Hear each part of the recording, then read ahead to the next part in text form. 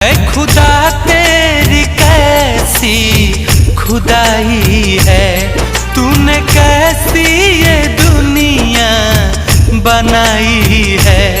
प्यार करने वालों को सताया जा रहा है, प्यार करने वालों को सताया जा रहा है।